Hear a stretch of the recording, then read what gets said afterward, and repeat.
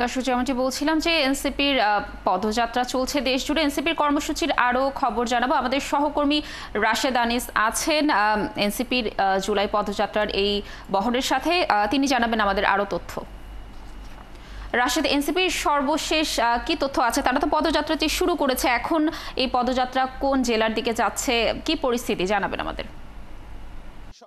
আমি এখন কিন্তু আছি হচ্ছে ঠাকুরগাঁয়ে। আপনি আমার পিছনে হয়তো দেখতে পাচ্ছেন যেটি গাড়িবহর, এনসিপি যে গাড়িবহর, সেই গাড়িবহরটি কিন্তু এখন বের হয়ে যাচ্ছেন ঠাকুরগাঁয়ে। মূলত তারা আসলে সেভাবে কোনো কিছুই করতে পারেননি।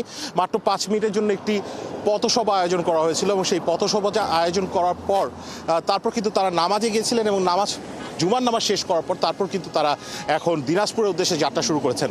আজকে দিনটি শুক্রবার হয় অনেকটা ছুটির দিন হবার কারণে কিন্তু সেভাবে এখন পর্যন্ত সকাল থেকে সেরকম কোনো কার্যক্রম হয়নি।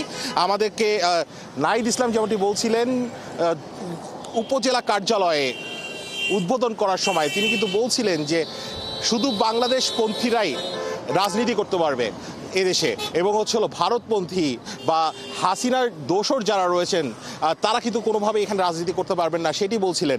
আমি কিছুক্ষণ আগে কথা বলছিলাম হাসনাত আবদুল্লাহর সাথে। হাসনাত আবদুল্লাহকে আমি প্রশ্ন করেছিলাম, আপনারা আসলে কোন ধরনের ভোটারদের সামনের নির্বাচনকে কেন্দ্র করে টার্গেট করবেন? যেমনটি জানেন যে প্রায় 4 কোটি তরুণ ভোটার রয়েছে। হাসনাত কিন্তু উত্তরটি দিয়েছেন যে তারা আসলে মোটামুটি সবাইকেই টার্গেট করবেন, কিন্তু তারা সেই দিকে এখন পর্যন্ত যাচ্ছেন না। তারা নির্বাচনের আগে বেশ কিছু তাদের কয়েকটি শর্ত রয়েছে। আমরা জানি যে আসলে সেই শর্তগুলো কি জুলাই সনদ রয়েছে, জুলাই ঘোষণাপত্র রয়েছে, বিচার রয়েছে, সংস্কার রয়েছে। সংস্কারবিহীন নির্বাচনে তারা অংশ নেবেন না। একই ধরনের প্রশ্ন কিন্তু আমি করেছিলাম আক্তার হোসেনকে।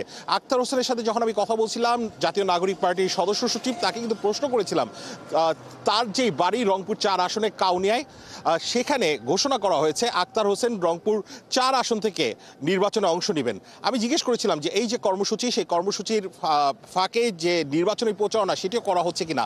আক্তার হোসেনও কিন্তু বলেছেন যে নির্বাচন নিয়ে এখনই তারা ভাবছেন না, যেহেতু একটি পদযাত্রা, সেখানে অল্প হলেও নির্বাচনে কিছু না কিছু চলে আসে, সে কারণে এবং তার যেহেতু এলাকা, সে কারণে কিন্তু তিনি ঘোষণাটি দিয়েছেন এবং নির্বাচনী কার্যক্রম এই জুলাই পদযাত্রার পরপরই শুরু হবে।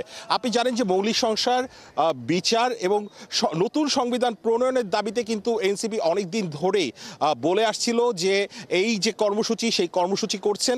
মানুষের কাছে জুলাই ঘোষণাপত্র, জুলাই সনদ নিয়ে তারা কথা বলছেন, তারা কিন্তু মানুষকে বোঝাচ্ছেন এবং তারা গণসংযোগ করছেন।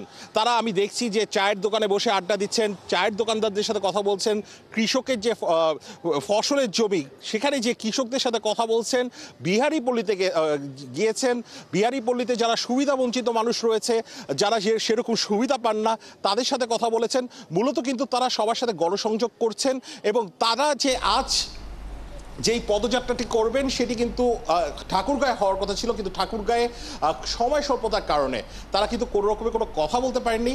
এখন যে রওনা দেওয়া হয়েছে গাড়িবহরের সাথে আমরাও আছি, সেই গাড়িবহরটি প্রথমে যাবে পীরগঞ্জে একটি পথসভা এবং সংক্ষিপ্ত একটি পদযাত্রা হবে 5 থেকে 10 মিনিটের জন্য। এরপর কিন্তু আজকের দিনে মূল আয়োজনটি কিন্তু আসলে দিনাজপুরে মোটামুটি বড় করে পথসভা এবং পদযাত্রা অনুষ্ঠান হবে এবং তারপর কিন্তু বগুড়ার উদ্দেশ্যে যাত্রা শুরু হবে এবং বগুড়ায় কিন্তু আজকে রাত্রি যাপনেরও পরিকল্পনা রয়েছে।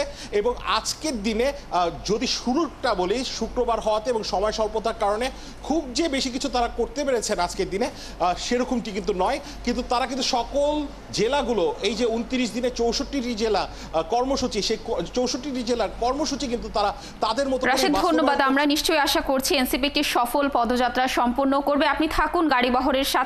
পদযাত্রার আরও তথ্য আপনার মাধ্যমে আমরা দর্শকদেরকে পরবর্তীতে জানানোর চেষ্টা করব। দর্শক, আমাদের সহকর্মী রাশেদ আনিস রয়েছেন এনসিপির জেলা জুড়ে যে পদযাত্রা চলছে তার সাথে, জানাচ্ছিলেন আমাদেরকে বিস্তারিত তথ্য।